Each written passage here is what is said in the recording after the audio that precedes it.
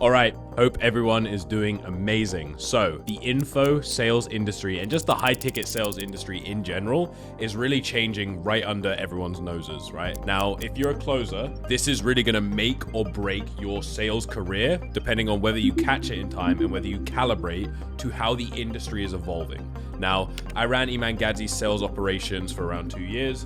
I currently manage 6 teams all across multiple 7-figure offers, and I've literally been watching this play out over the last 12 months, and I still jump into the rings to take sales calls myself, and I'm witnessing this firsthand. So in this video, I'm gonna show you exactly what shifted, which techniques are actively fucking your close rate, and then what I am seeing work right now so that you can take this juice, apply it to your next calls, and not fuck your own level of results.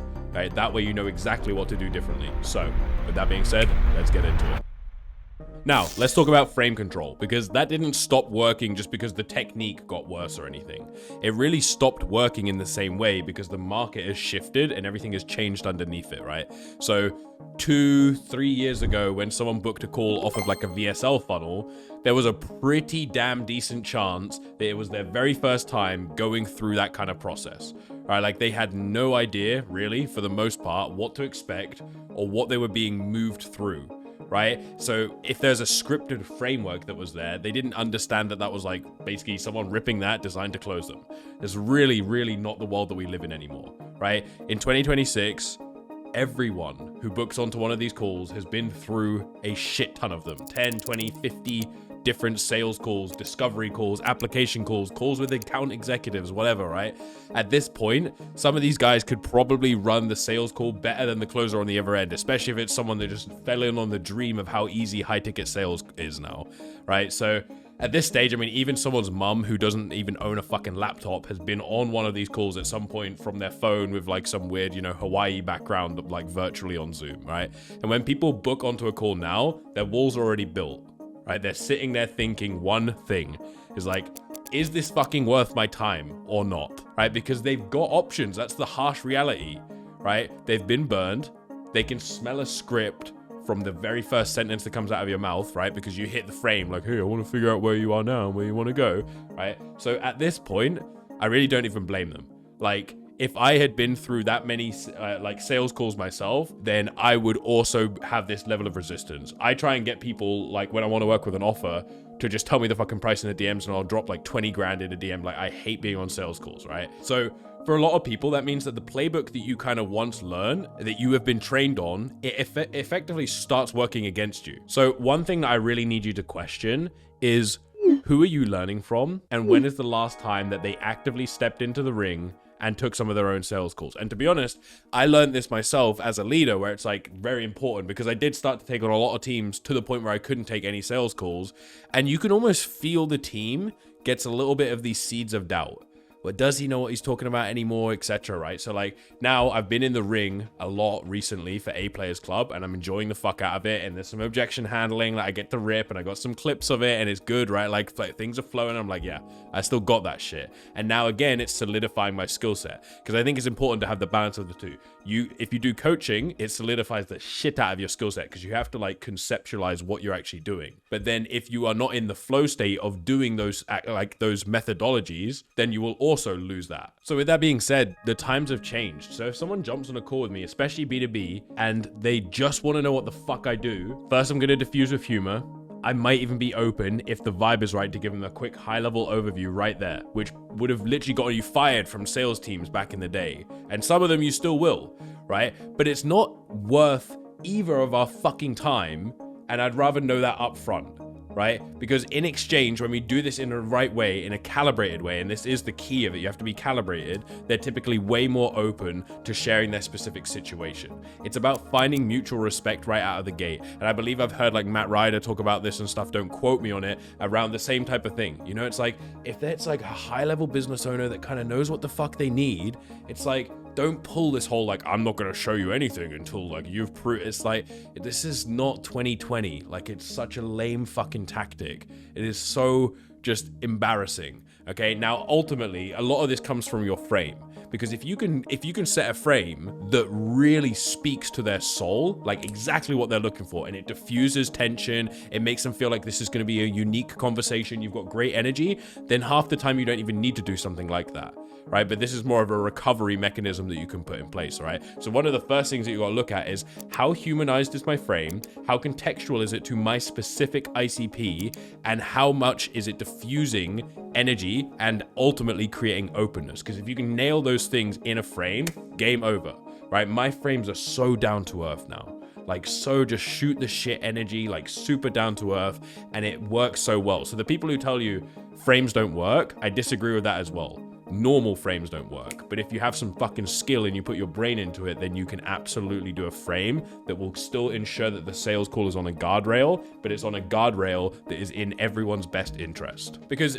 if you think back to like 2019 or whatever, holding everything back and then running the frame and, you know, like not showing anything, like it worked because they had never experienced it. So it came across as authoritative. But now it just feels manipulative, right? Because they've heard that exact line from the last 4 fucking closers who have tried to sell them something, right? And then obviously those scripted emotional drivers where you dig into someone's pain and you try to really ride that emotional wave, and it's like, oh, how does that make you feel? And all these things that are like super uncalibrated, and it was just ripped like a little tiny segment out of a script. That's a pattern that they're going to recognize because they've felt it 15 times. And instead of opening up, they shut down even harder, right? It's wild to me, right? It's essentially like running the same play in football every single day and wondering why the defense keeps reading it, right? It's like, boom, every game we're going to do the exact same play. Well, I wonder why they know what's to come, right? And there is actually a name for why this happens, right? So if you look at like language concepts, right, there is 2 types of concepts, right? You've got formulaic language, which is basically the idea that like humans have developed like fixed patterns of communication, basically to save mental energy, right? So when you ask someone how they're doing, pretty much they are gonna on autopilot say, yeah, pretty good, right? Because your brain has that entire exchange just stored as like one block, no conscious thought even fucking required, right?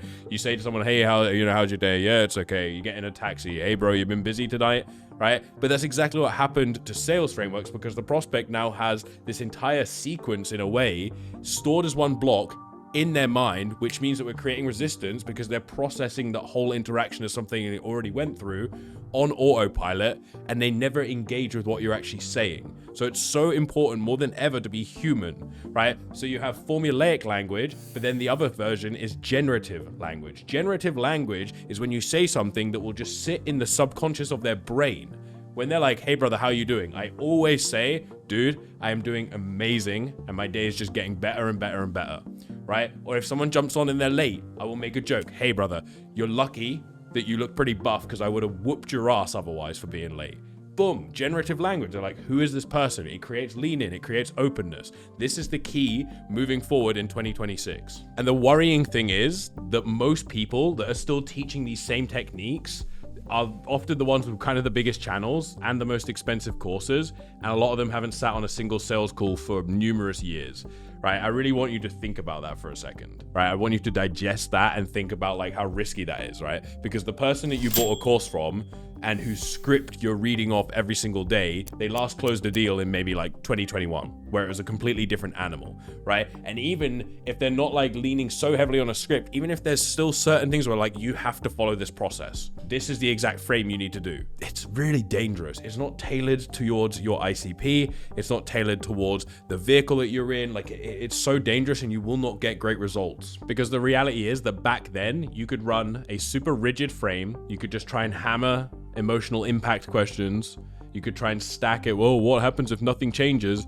And it would work because the person that was sitting across from you had genuinely never experienced any of it. But that's really just kind of not the market that you are selling into anymore. And essentially, if you think about it, these trainers haven't had to adapt because they stopped selling, right? They went from closing to teaching, they never looked back. So ultimately, it's no cost to them, right? And to a degree, just being in a community, you will get results through osmosis just because you feel better, right? You're on a bit more of a pathway. It doesn't mean the thing that you are doing and learning is actually the key towards getting the best results. It's just that you put yourself in an environment of growth where you drew a line in the sand, sales lines, and said, I want to commit to being better, right? So the playbook that works, today in 2026 and that I am running across every team that I manage right now, honestly kind of goes against pretty much everything those trainers have ever taught you. And what's funny is for a tiny period of time, I started to doubt myself until I got back in the ring, until I started scaling some of these teams. So I was really coaching some guys one-on-one recently. I was like, fucking dude, I need to be encapsulating this. And I really want to put it together in a way where everyone can have access to it so you can all get better at this stuff, right? So there's some stuff I've been working on in the back end, right? It's not fully built yet. But if that's something that you'd be into, like, let me know on Instagram. I'd love to kind of get like a bit of a pulse on this. I'm also not going to be some retard that's like, hey, like, drop fucking 10 grand.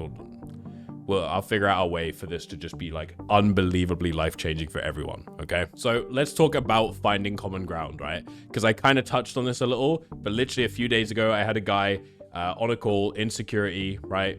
For millionaires, right? Very, very serious company. He showed up 7 minutes late.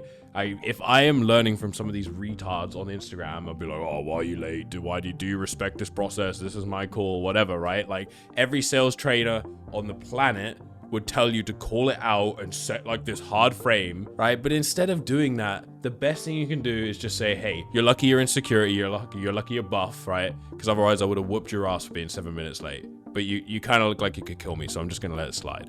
Boom. Bit of diffusal energy, then we go in. But either way, with that being said, man, I'm happy that you're here now. You're definitely in the right place, because I was looking through your application and I saw this, and this, and we are just gonna unpack the living fuck out of that together, right? Because the first thing that happens, and that boom, it's like this super contextual, humanized frame that I'm hitting, and that is how we can take it to the highest level, right? Because true frame is being unfazed by whatever shows up on the call. If you can be unfazed but still be a leader, that's what snaps someone out of formulaic autopilot, because their brain was basically ready for the standard playbook. Like they didn't even give a shit. They were showing up late because they know what to expect. Oh, it's just some shitty discovery call. Like I'm not going to prioritize that, right? But the person who overcomes the ego is the one who's unfazed by it, which is something I talk about all the time, right? So this is so important. Like if they've got an ego or they're a little bit defensive because of the fact it's a sales call, like if you're unfazed by it and you can be calibrated, that's the one who wins. But as you can imagine, getting past the opening, that's only part of it, right? And once you learn how to be very calibrated at the beginning, it then becomes pretty easy, right? What obviously happens after those first few minutes is then where people will continue to lose the deal,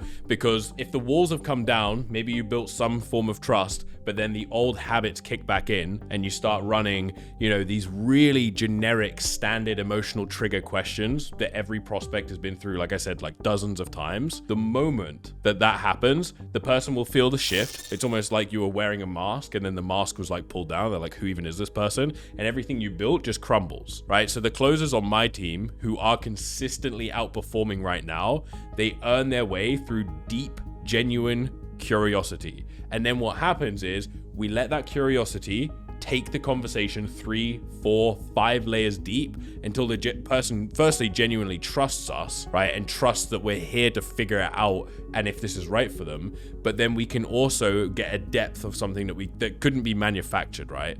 And then with this, the client starts putting words to why they're making a decision without anyone asking them, because the conversation kind of earned it. And the beautiful thing with this is if you're calibrated, you can take all of these pieces of information and language that they gave you to create emotional trigger impact conversation without it just being like, what happens if nothing changes? How does that make you feel? Oh, okay, are you willing to settle for that anymore? How much longer do you want to be a pathetic little loser? No, that shit doesn't land, right? Through specificity, we can actually create emotion. It's so important to understand this concept. And more than anything, which is really one of my biggest pet peeves in the sales industry, is like the approach changes so much depending on what you're selling, right? Because selling something that's B2B at $20,000 to a business owner who's been through 30 of these fucking conversations is a fundamentally different game than selling B2C at, $6 grand to someone who's never invested in themselves before. And that's a big issue that I see, is if the person training you can't kind of adjust for that, they're just selling you like a standardized little, ooh, this is the magic framework, but it won't actually work. Like, again, it might get you some degree of results, right? But that is not what will get you to the quantum leap level. Like, boom, my income is at 9K right now, and then it becomes 30, right? Which is literally an example of a guy that I coached very recently, right? So like, these are what I'm talking about when it's quantum leaps, right? Like everyone can join a community and go from 9K to 12K. And honestly, that comes more within, because you're like, cool, like I'm going to try a bit harder because I invested in myself. It's almost nothing to do with the actual trainer. So with that being said, I want to do a couple of things. I want to be overly generous right now. So a couple of things. Firstly, keep an eye out for some very, very exciting shit that is on the horizon. It is going to change your life. Secondly, send me an Instagram DM with the word potato in capitals. And if you send me the word potato, I will send you a private call review that I have done for someone that I know is very in depth, and we'll walk through all of these things at a high level so that you can at least take some of that juice and apply it into your own process. Obviously, it's much more beneficial for the guy that I actually reviewed it for, but ultimately I still think that this will be something that's very beneficial for you. So DM me potato and then I can help you out with that. Other than that, I appreciate you watching. Do all of the, subscribing shit and whatever you want to do. We're kind of coming up on 1K subscribers, so I do appreciate every single one of you. Other than that, peace and love. I will catch you very soon. Take care.